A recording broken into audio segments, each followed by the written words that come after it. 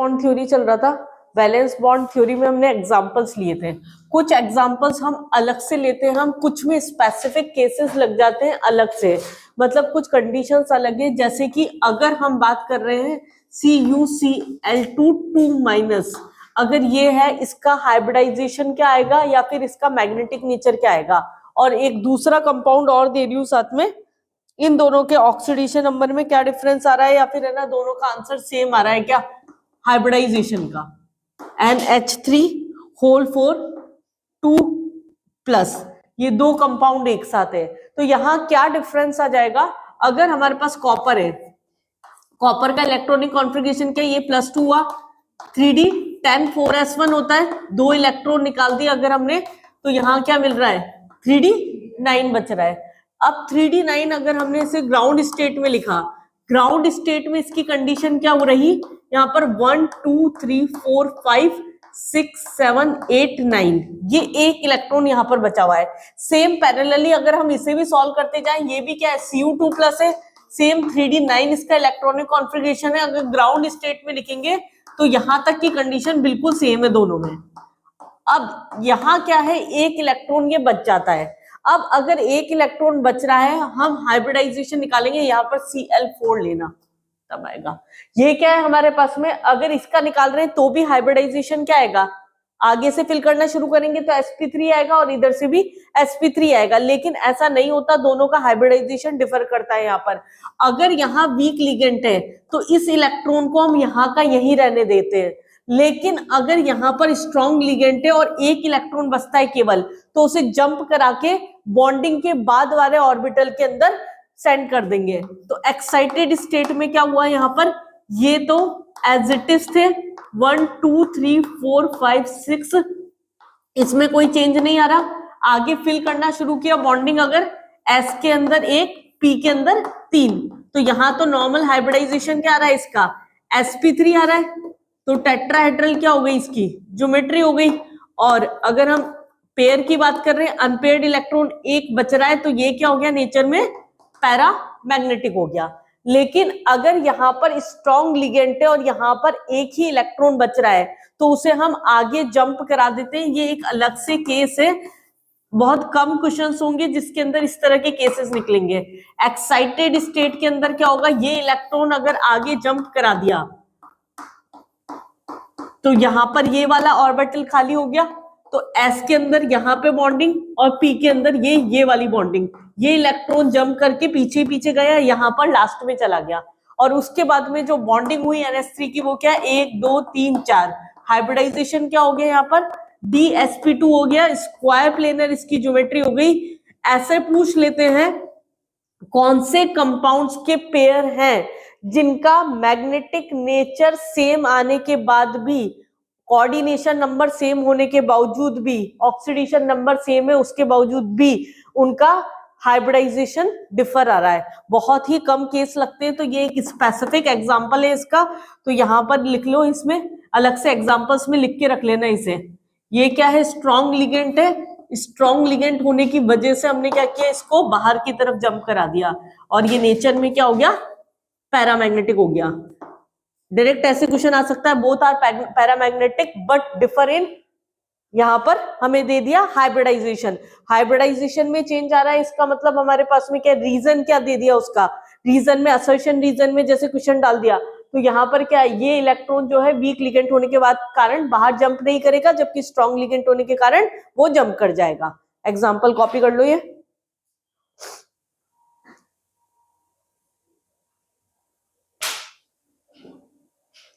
हो गया। नेक्स्ट हम लेते हैं, इसमें वैलेंस बॉन्ड थ्योरी की काफी लिमिटेशंस थी, जिसके कारण हमारे पास नेक्स्ट थ्योरी आई, that is crystal field splitting theory. पहले टॉपिक डाल लें, next limitations of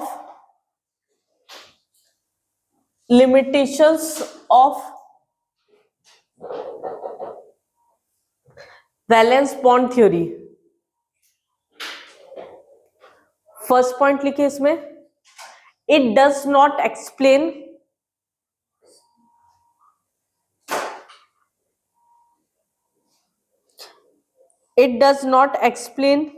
about the spectra of the complex। किसी भी कॉम्प्लेक्स का कौन सा कलर होता है या फिर उसका कौन सा कॉम्प्लीमेंट्री कलर होता है उसके बारे में कोई एक्सप्लेनेशन नहीं था. It does not explain spectra of the complex. Second point लिखे, it does not explain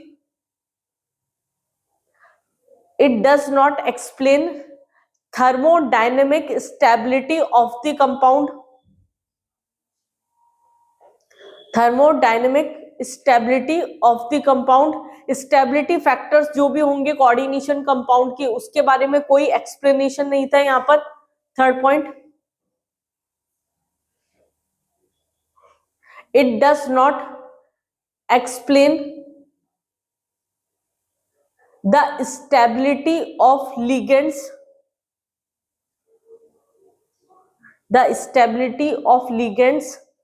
and their arrangement in spectrochemical series.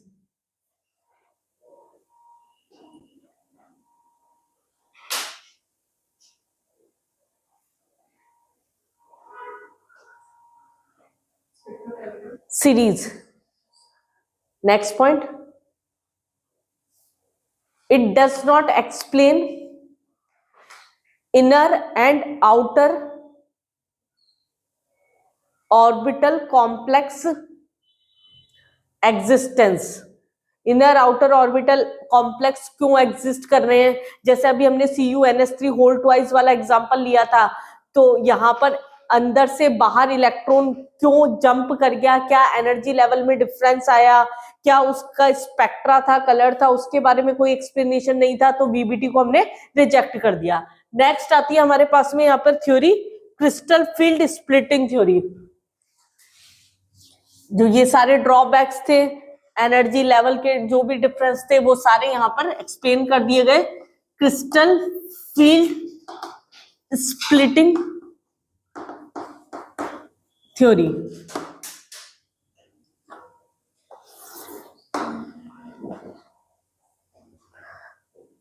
क्या बताया गया है यहाँ पर?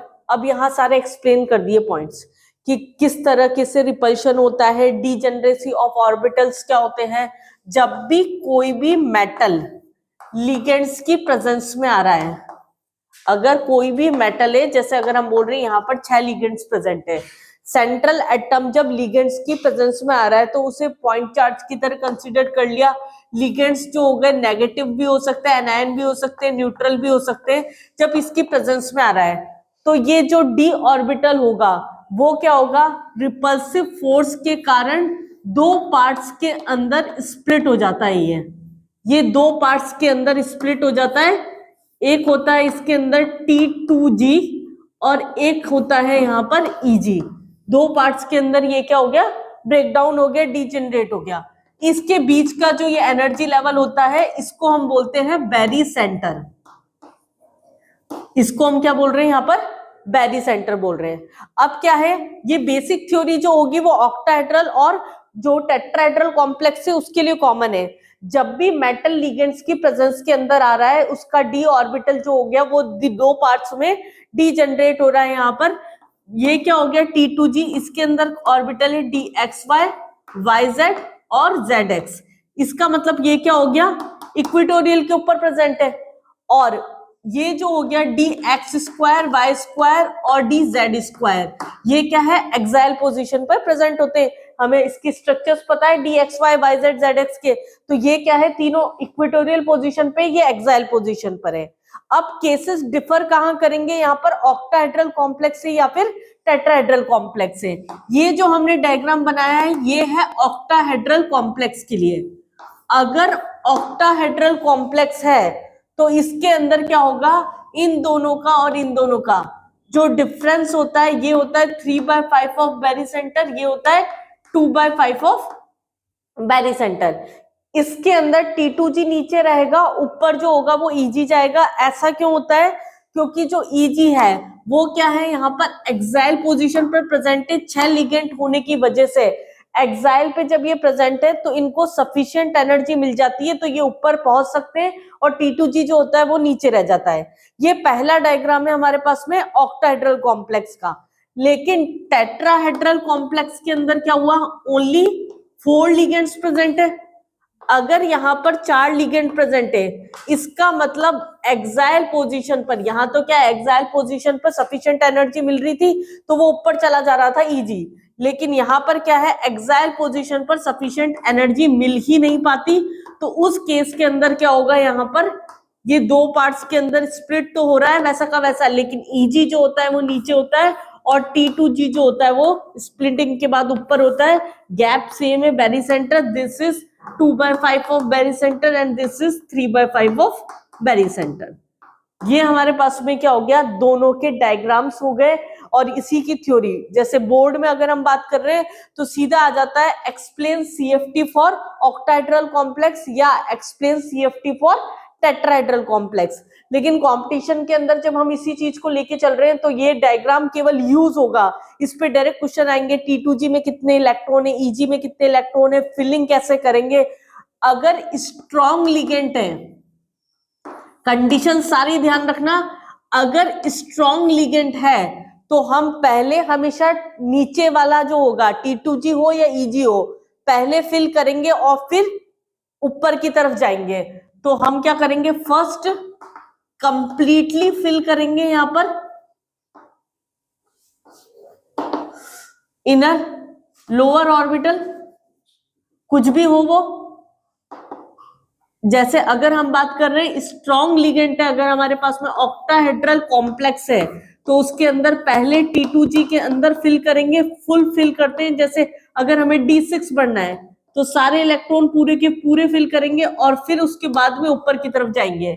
ऐसा नहीं कि पहले सारे फिल करेंगे और उसके बाद में नीचे की तरफ फिल करेंगे, ये कंडीशन नहीं है। लेकिन टेट्राहेड्रल कॉम्प्लेक्स है तो इसमें भी सेम कंडीशन है, अगर स्ट्रॉन्ग लिगेंड है तो नीचे की तरफ पहले फिल करेंगे फिर ऊपर की तरफ यहाँ पर फिल करना शुरू करेंगे। बस डिफरेंस क्या ध्यान रखना है, ऑक्टाहेड्रल कॉम्प्लेक्स में T2G नीचे Eg ऊपर है। ऐसा क्यों, क्योंकि Eg को सफिशिएंट एनर्जी मिल जाती है यहाँ पर एक्साइल पोजीशन पर होने की वजह से, 6 लिगेंड है, रिपल्सिव फोर्स सफिशिएंट मिल जाता है तो वो ऊपर की तरफ जंप कर सकता है। जबकि यहाँ पर क्या हो रहा है, Eg को सफिशिएंट एनर्जी नहीं मिल पा रही क्योंकि यहाँ पर एक्साइल पोजीशन पर ये नहीं प्रेजेंट है, रिपल्सिव फोर्स नहीं मिल पाता पूरी तरीके से, तो ये नीचे रह जाता है Eg और T2G जो होता है ऊपर होता है। फिलिंग का तरीका हमेशा यही होगा कि स्ट्रॉन्ग लिगेंड होगा तो पहले नीचे वाला फिल करेंगे फिर ऊपर की तरफ जाएंगे। कभी भी हम सारे ऑर्बिटल्स T2G के फिल करके और उसके बाद पेयरिंग करना शुरू नहीं करते। लेकिन अगर वीक लिगेंड है तो हम क्या करेंगे, यही चीज अगर 6 थी तो पहले पूरा फिल करेंगे फिर पेयरिंग करना शुरू करेंगे। तो ये जब हम फिलिंग करेंगे, इलेक्ट्रॉनिक कॉन्फ़िगरेशन निकालेंगे, T2G में कितने इलेक्ट्रॉन है, Eg में कितने इलेक्ट्रॉन है, उसके अंदर काम आएगा। एक बार ये समराइज फॉर्म में इसी तरीके से कॉपी कर लो, उसके बाद में इसकी थ्योरी लिखवाती हूँ।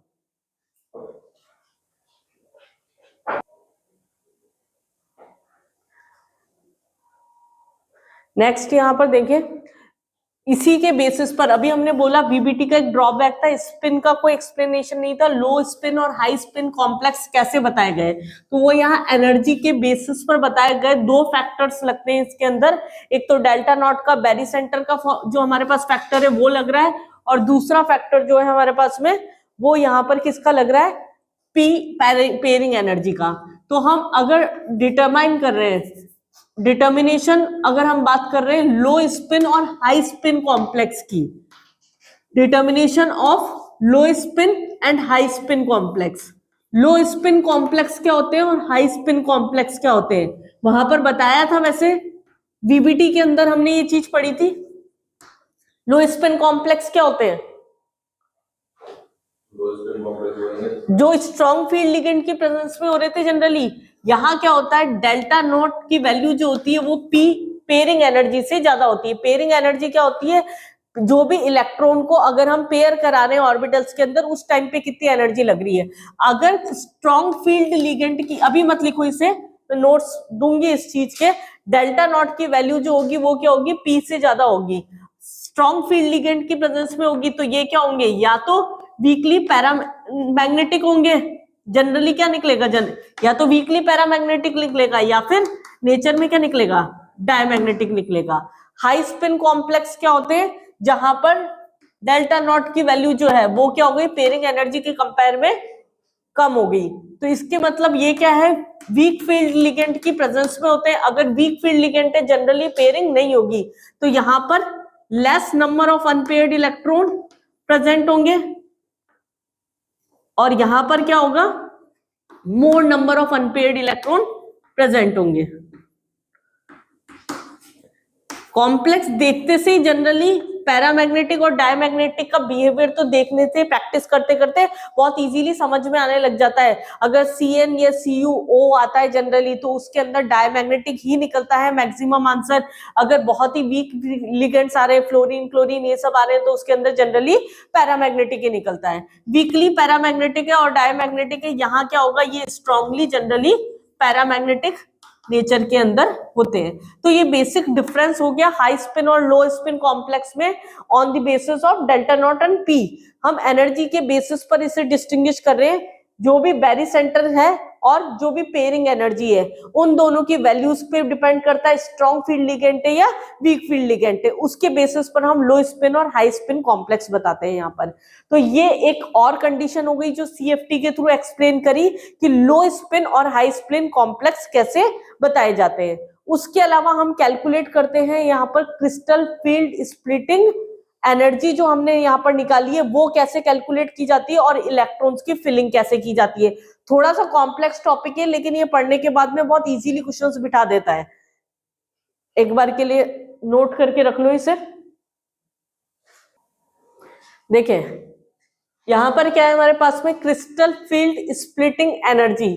ये हम दोनों चीजों के लिए अलग अलग न्यूमेरिकली निकालते हैं। एक है हमारे पास ऑक्टाहेड्रल कॉम्प्लेक्स के लिए, उसके अंदर नीचे क्या आ रहा था, हमने जो डायग्राम लिया था अभी उसमें यहाँ पर बीच में क्या आ रहा था, T2G जो हमने नीचे यहाँ पर फिल किया था। T2G जब फिल किया था ये क्या था हमारे पास में 2/5 था और ऐसे ऊपर वाला 3/5 था। तो वही ले रखा है हमने, -0.4 जो है उसमें कितने नंबर ऑफ इलेक्ट्रॉन है T2G में, प्लस 0.6 यहाँ वाली जो वैल्यू थी EG के अंदर कितने इलेक्ट्रॉन है, प्लस P पेयरिंग एनर्जी। मतलब यहाँ पर पेयर जितने हो होंगे, जैसे 1 पूरा पेयर्ड है तो 1p लिख देंगे, दोनों 2 पेयर्ड है तो 2p लिख देंगे। ऐसे ही यहाँ पर CFSC अगर हम निकाल रहे हैं टेट्राहेड्रल कॉम्प्लेक्स के लिए तो उल्टा हो जाता है, नीचे 0.6 आ रहा था और नीचे क्या आ रहा था, EG आ रहा था, वो इलेक्ट्रॉन हो गए प्लस 0.4 जो हो गया इलेक्ट्रॉन T2G के अंदर है। तो ये फॉर्मूले हैं दो। अगर डायरेक्ट न्यूमेरिकली अगर इसे निकालने के लिए आ जाए तो कैसे निकालते हैं, पहले फिलिंग वगैरह सब समझ लेते हैं हम एक एग्जांपल से। यहाँ पर अगर कोई भी कॉन्फ़िगरेशन आ रहा है, हम कोई पूरा का पूरा कंपाउंड नहीं ले रहे, जैसे अगर हमें D6 है, चारों केस बनेंगे, 4 केस बन सकते हैं। यहाँ D6 कॉन्फ़िगरेशन किसी का आ रहा है तो 4 केस पॉसिबल है। क्या क्या केस पॉसिबल है यहाँ पर, पहला केस क्या हो गया कि कॉम्प्लेक्स ऑक्टाहेड्रल हो, दूसरा केस क्या हो गया कि कॉम्प्लेक्स टेट्राहेड्रल हो। कोई भी कॉम्प्लेक्स हो दोनों के अंदर D6 कॉन्फ़िगरेशन आ सकता है किसी भी सेंट्रल एटम का आफ्टर रिमूविंग इलेक्ट्रॉन, सारी कंडीशन सेट होने के बाद ग्राउंड स्टेट में। अब अगर उसके साथ में स्ट्रॉन्ग लिगेंड है, स्ट्रॉन्ग लिगेंड है तो हम D6 की फिलिंग कैसे करेंगे। यहाँ पर पहली बात ऑक्टाहेड्रल है तो हमें नीचे T2G बनाना है और ऊपर EG बनाना है, पहला पॉइंट। ऑक्टाहेड्रल कॉम्प्लेक्स है तो हमें यहां पर नीचे क्या बनाना है, EG बनाना है और ऊपर बनाना है यहाँ पर T2G। ये दोनों की कंडीशन, पहली चीज तो यही डिफर कर गई। फिर दूसरी चीज क्या डिफर कर रही है यहाँ पर, वीक और स्ट्रॉन्ग लिगेंड। अगर वीक लिगेंड है तो पेयरिंग कैसे करेंगे, सेम कंडीशन, फिलिंग में तरीका तो वही रहेगा कि T2G नीचे है और EG यहाँ पर ऊपर है, यही कंडीशन होगी। और यहाँ पर भी क्या होगा, सेम कंडीशन होगी इसके अंदर। इसके अंदर भी क्या हुआ, EG नीचे है और T2G ऊपर है। अब सारी फिलिंग्स कैसे चेंज हो रही है, देखें यहाँ पर क्या है, सबसे पहले बात कर रहे हैं D6 और हम फिल क्या कर रहे हैं यहाँ पर स्ट्रॉन्ग लिगेंड। इसका मतलब हम सारे पेयर कर देंगे पहले 1 2 3 4 5 6, ठीक है।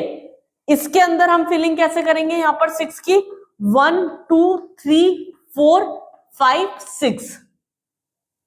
अगला यहाँ वीक लिगेंड है तो सारे पहले फिल करेंगे 1 2 3 4 5 6। यहां फिलिंग क्या हो गई 1 2 3 4 5 6। सारे आंसर बदल गए केवल D6 कॉन्फ़िगरेशन के अंदर। देखो इसके अंदर ऑप्शंस में होगा अगर तो आंसर में क्या बैठेगा हमारे पास में, T2G के ऊपर इसे ऐसा लिखा जाता है 222 और Eg के ऊपर क्या हो गया 0। D6 strong ligand octahedral complex के लिए फिल किया, तो क्या आ रहा है यहाँ पर T2G पे 222 और Eg के ऊपर पावर पे 0 इलेक्ट्रॉन। अगर यही वीक लिगेंड के लिए बात करी तो T2G के ऊपर क्या आ रहा है यहाँ पर 211 और Eg के ऊपर क्या आ रहा है यहाँ पर 1 और 1। यहां पर टेट्राहेड्रल कॉम्प्लेक्स के अंदर क्या हो गया, ये T2G के ऊपर Eg पे वैल्यू फिल है, तो Eg के ऊपर क्या आ रहा है 2 और 2 और T2G के अंदर क्या आ गया 110। और इधर अगर बात कर रहे हैं तो Eg के अंदर क्या आ गया यहाँ पर 2 और 1 और T2G के अंदर क्या आ गया 111। कॉम्प्लेक्स लगता है, हालांकि बच्चों को ये टॉपिक बुक्स के अंदर शीट्स में तुम्हारे टेबल भर भर के दे रखी है। D1 में आंसर में 1 में T2G में 1 है, चलो 1 2 3 तक तो कुछ भी चारों में से केस हो, सबका आंसर कॉमन होगा। आंसर बदलते हैं 4 से, D4 से आंसर बदलना शुरू होते हैं क्योंकि वहां से चेंजेस होने शुरू होते हैं। तो D7 D8 में सारे आंसर्स जो होते हैं वो चेंज होते हैं। वो क्या होते हैं इस तरीके से। क्या क्या पॉइंट याद रखने हैं मेन यहाँ पर, अगर ऑक्टाहेड्रल कॉम्प्लेक्स है तो T2G नीचे Eg ऊपर, अगर टेट्राहेड्रल कॉम्प्लेक्स है तो Eg नीचे T2G ऊपर। दूसरा स्ट्रॉन्ग लिगेंड है तो पहले हम नीचे वाला फिल करेंगे, ऑक्टाहेड्रल में पहले T2G पूरा फिल होगा फिर Eg में जाएंगे। ऐसे टेट्राहेड्रल कॉम्प्लेक्स में पहले Eg पूरा फिल होगा फिर T2G में जाएंगे। लेकिन अगर वीक लिगेंड है तो पहले हम सारी फिलिंग करेंगे फिर पेयरिंग करना शुरू करेंगे और उसके बाद में बताते हैं T2G और Eg में कितने इलेक्ट्रॉन है। अब जैसे एक एग्जांपल के लिए केवल अगर हम इस वाले केस के लिए CFSC निकालते हैं तो यहां पर क्या हो जाएगा, फॉर्मूला क्या है -0.4 number of electron in T2G। T2G में कितने इलेक्ट्रॉन है टोटल 6 प्लस यहां पर क्या हो गया 0.6 इंटू Eg में कितने इलेक्ट्रॉन है 0। तो ये आ गई यहां पर CFSC की इसकी वैल्यू। सिमिलरली अगर हमें इसे इसके लिए निकालना है तो यहां पर क्या है वीक लिगेंड के लिए वैसे ही फिल कर देंगे। टेट्राहेड्रल के लिए निकालना है यहाँ पर तो -0.6 जो होगा वो क्या होगा यहाँ पहले आ जाएगा। और number of electron in Eg कितने 4 प्लस 0.4 इंटू T2G में कितने इलेक्ट्रॉन है यहाँ 2। तो इस तरीके से यहाँ पर CFSC की वैल्यू लिख लेगी। तो हमें सारी चीजें यहाँ पर पूरे पॉइंट टू पॉइंट याद होनी चाहिए। बहुत कॉम्प्लेक्स टॉपिक नहीं है ये, 2-3 पॉइंट्स याद रखने हैं, इसमें आराम से क्वेश्चन सेट होंगे इसके।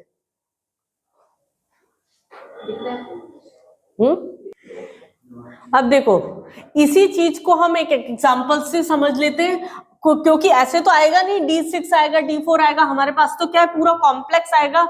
या तो उसका कॉम्प्लेक्स का geometry, hybridization, colour, magnetic nature, T2G में Eg में कितने इलेक्ट्रॉन या CFSC ये निकालना होगा। तो जैसे अगर हमारे पास में कॉम्प्लेक्स है H2O होल 6 2+, इसके सारे पॉइंट्स निकाल के बताओ एक बार।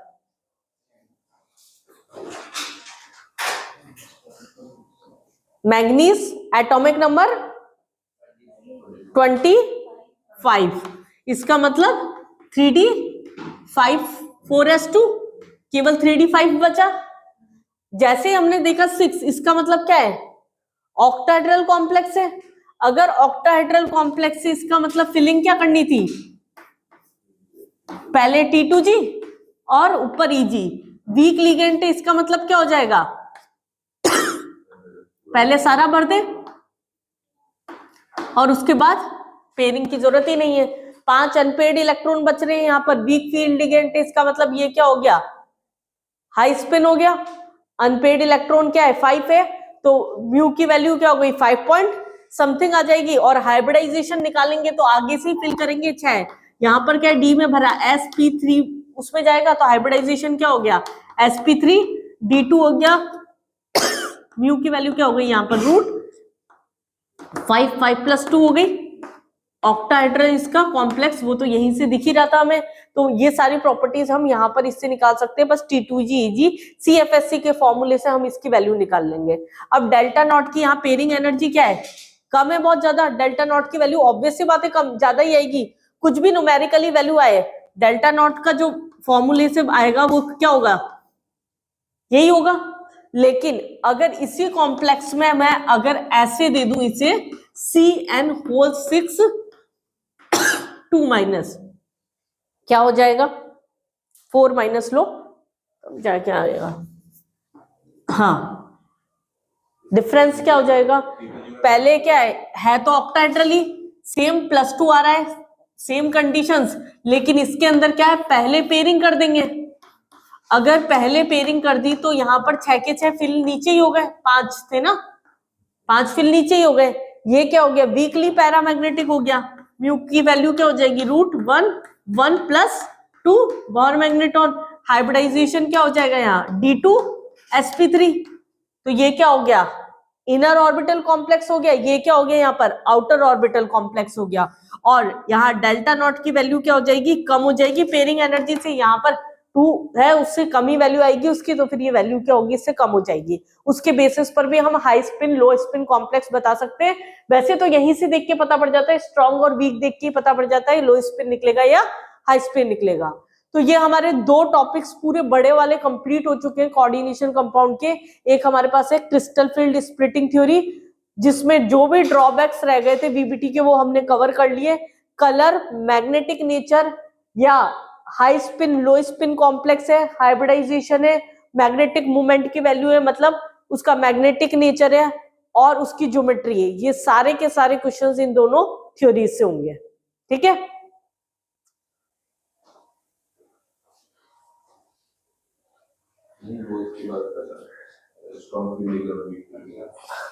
नेक्स्ट क्लास में हम यहाँ पर स्टार्ट करेंगे इसका आइसोमेरिज्म, जो कि एक बड़ा टॉपिक है। कोऑर्डिनेशन में 4 बड़े टॉपिक चल रहे हैं हमारे पास में। नोमेनक्लेचर अच्छा खासा लंबा टॉपिक था, बिल्कुल डिफरेंट।